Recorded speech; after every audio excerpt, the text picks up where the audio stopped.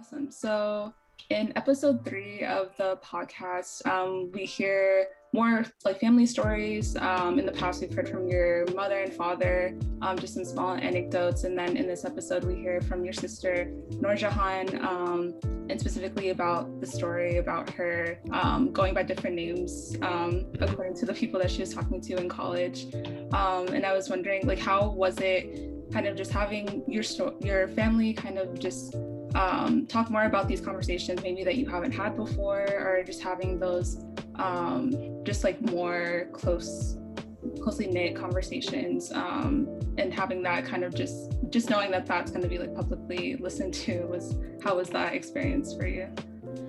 Yeah, it was. I think definitely like the stuff with my family has been if not one of my favorite parts of doing this whole thing, because like you said, I mean, many of these conversations we've had before, but like specifically this one with Noorjahan is just an example of just uncover, using this kind of a forum where, obviously, like, I've had many conversations with my family over the years about different stuff, and I think it's a different feel than when you're just kind of like sitting with each other, for sure. I mean, we're pretty relaxed as it is, but I had never formally interviewed any of them like this.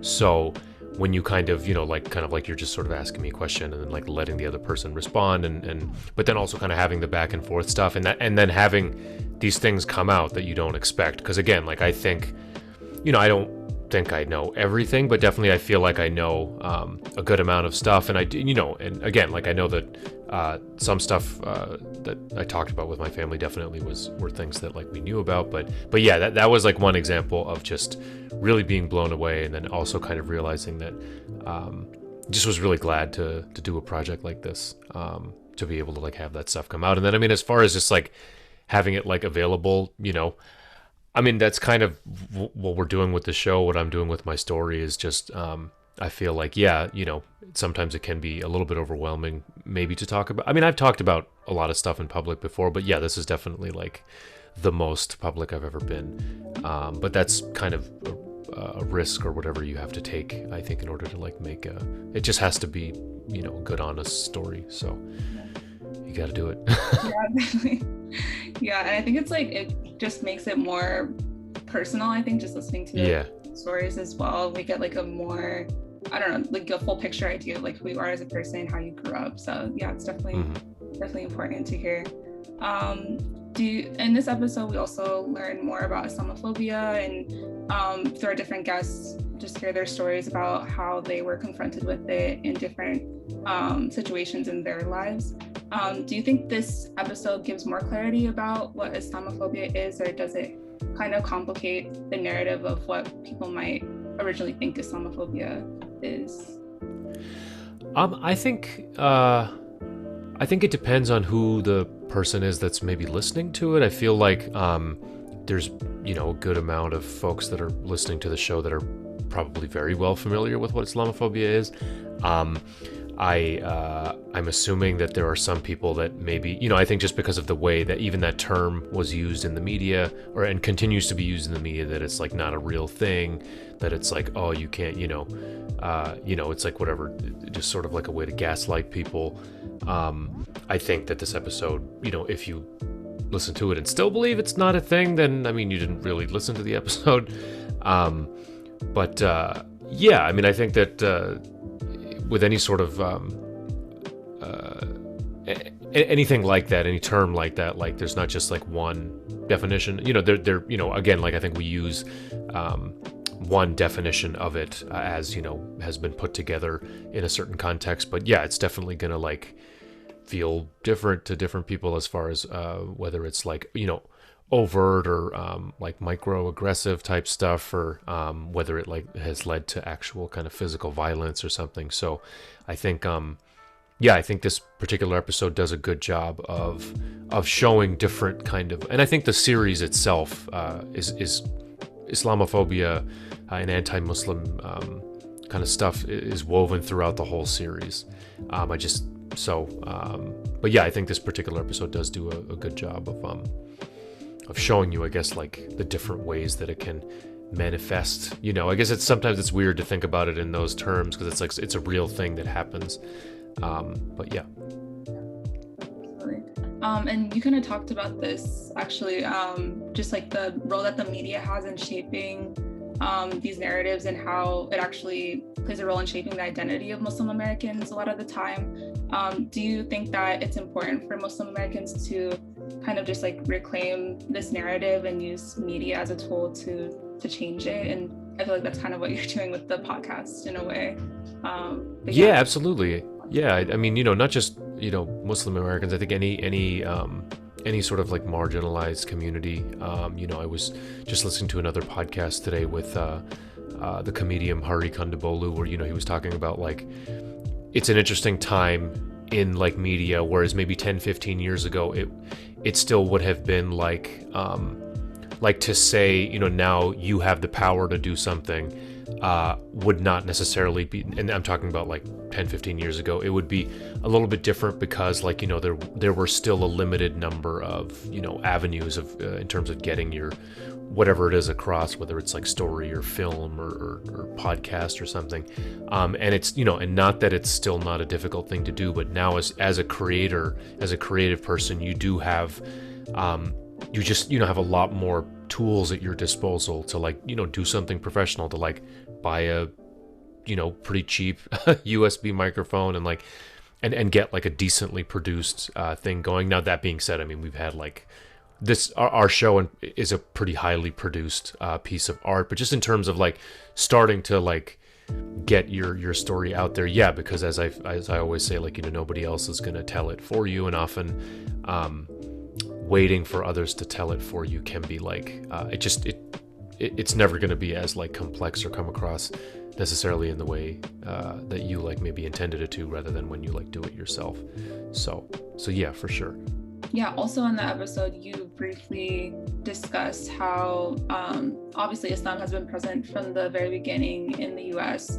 And you touched on the fact that Black Americans have, Black African American Muslims have been in this country since its inception, actually. How was that important? Why was that important for you to talk about that in this particular episode?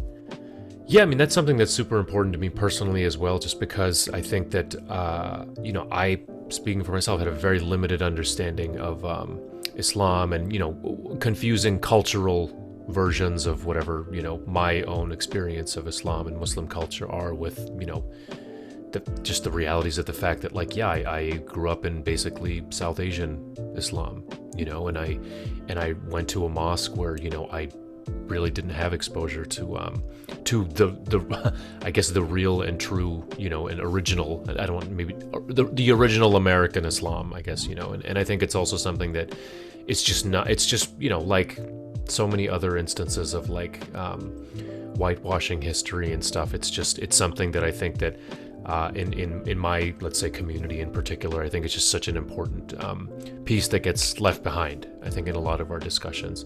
So yeah, I think it's a super important thing to talk about.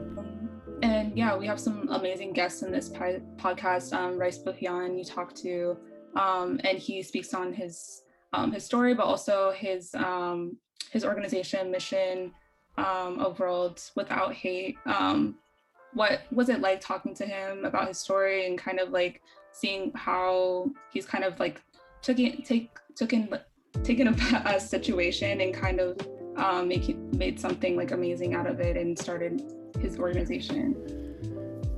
Yeah, I mean, listening to him was such a like privilege, just to, and I've said this before, with us and I, we both basically, usually in our interviews, we do a lot of talking, but for him, we just kind of sat back and listened to his harrowing story of what actually happened to him.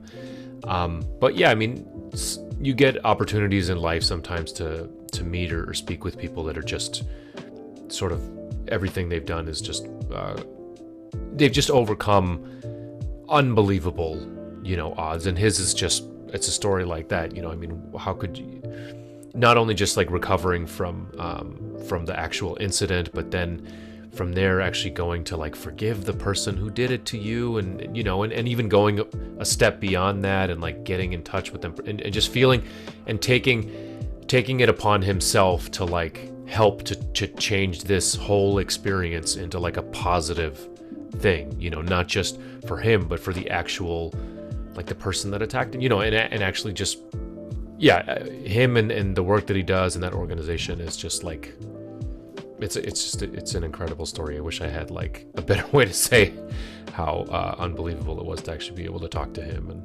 And yeah, it's the kind of thing like, yeah, you can totally go read the story. You know, I'm sure he's told the story in a similar, the same way many times, but it doesn't, you know, hearing him actually say it live was just still so powerful. Absolutely.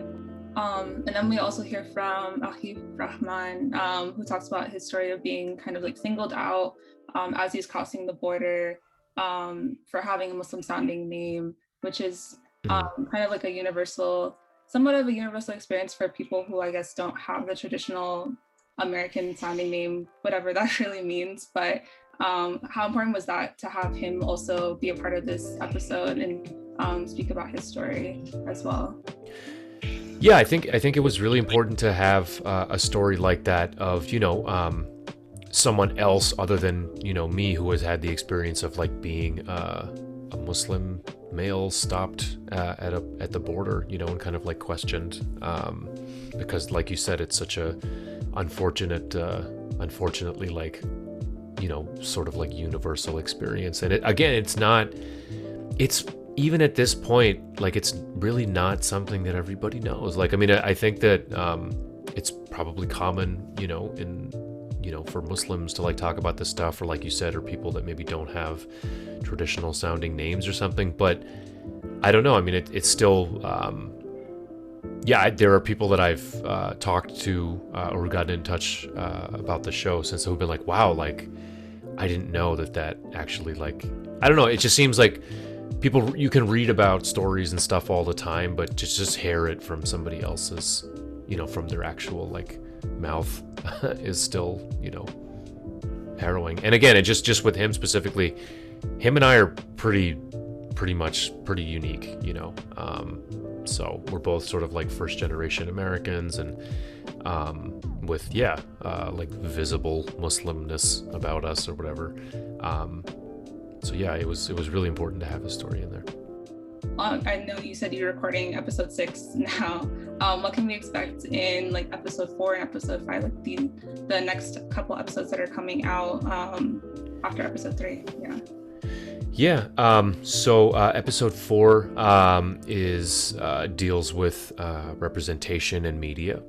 And then episode 5 deals with surveillance. And I mean, you know, without giving too much away, like they're both of them, I think, are slightly different styles of episodes. In terms of, I don't want to say in terms of like I don't want to say that one is like a light episode, because none of them are necessarily light, but in terms of looking at stuff in more of like, it's a little, you know, sort of going back through some films and TV and stuff, and we get to talk to an actor, we get to talk to another sort of like creative person, an artist, and just about that experience. And then we also, with episode 4 and 5, we finally kind of we start to delve into like my band, the Caminas, a lot.